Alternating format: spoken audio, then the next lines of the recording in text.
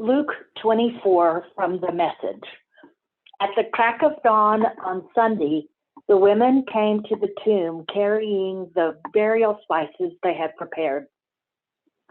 They found the entrance stone rolled back from the tomb, so they walked in. But once inside, they couldn't find the body of the Master Jesus. They were puzzled, wondering what to make of this. Then, out of nowhere, it seemed, two men, light cascading over them, stood there. The women were awestruck and bowed down in worship. The men said, "Why are you looking for the living one in a cemetery? He is not here, but raised up. Remember how he told you when you were still back in Galilee that he had to be handed over to sinners, be killed on a cross, and in 3 days rise up?" Then they remembered Jesus' words. They left the tomb and broke the news of all of this to the 11 and the rest. Mary Magdalene, Joanna, Mary, the mother of James, and the other women with them kept telling these things to the apostles, but the apostles didn't believe a word of it, thought they were making it all up. But Peter jumped to his feet and ran to the tomb. He stooped to look in and saw a few grave clothes, that's all. He walked away puzzled, shaking his head. That same day, two of them were walking to the village Emmaus, about 7 miles out of Jerusalem. They were deep in conversation, going over all these things that had happened. In the middle of their talk and questions, Jesus came up and walked along with them, but they were not able to recognize who he was. He asked, "What's this you're discussing so intently as you walk along?" They just stood there long-faced, like they had lost their best friend. Then one of them, his name was Cleopas, said, "Are you the only one in Jerusalem who hasn't heard what's happened during the last few days?" He said, "What has happened?" They said, "The things that happened to Jesus the Nazarene. He was a man of God, a prophet, dynamic in work and word, blessed by both God and all the people. Then our high priests and leaders betrayed him, got him sentenced to death, and crucified him. And we had our hopes up that he was the one about to deliver Israel. And it is now the 3rd day since it happened.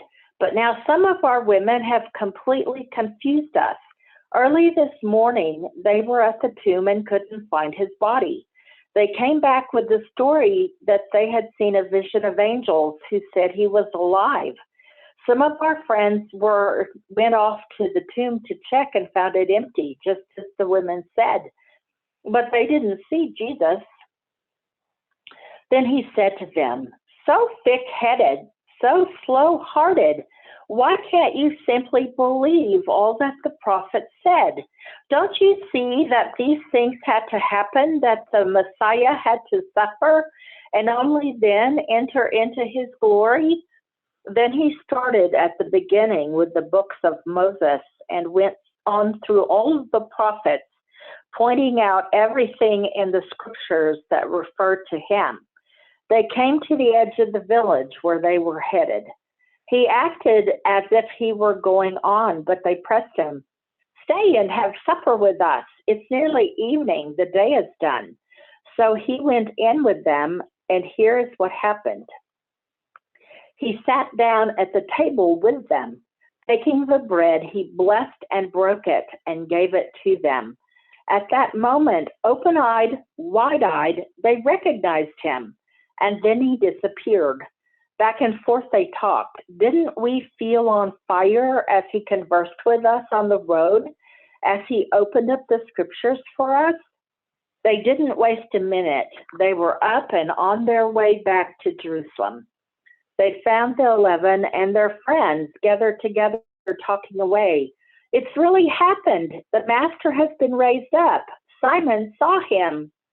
Then the two went over everything that happened on the road and how they recognized him when he broke the bread. While they were saying all this, Jesus appeared to them and said, "Peace be with you." They thought they were seeing a ghost and were scared half to death.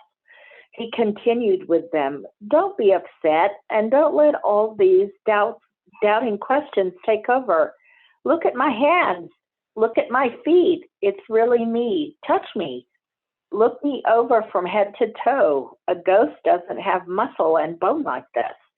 As he said this, he showed them his hands and feet. They still couldn't believe what they were seeing. It was too much. It seemed too good to be true. He asked, "Do you have any food here?" They gave him a piece of leftover fish they had cooked. He took it and ate it right before their eyes. Then he said, "Everything I told you while I was with you comes to this. All the things written about me in the law of Moses, in the prophets, and in the Psalms have to be fulfilled." He went on to open their understanding of the Word of God, showing them how to read their Bibles this way.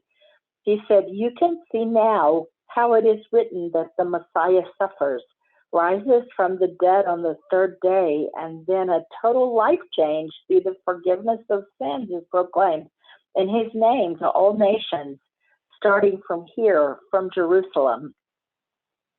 You are the first to hear and see it. You're the witnesses. What comes next is very important. I am sending what my Father promised to you.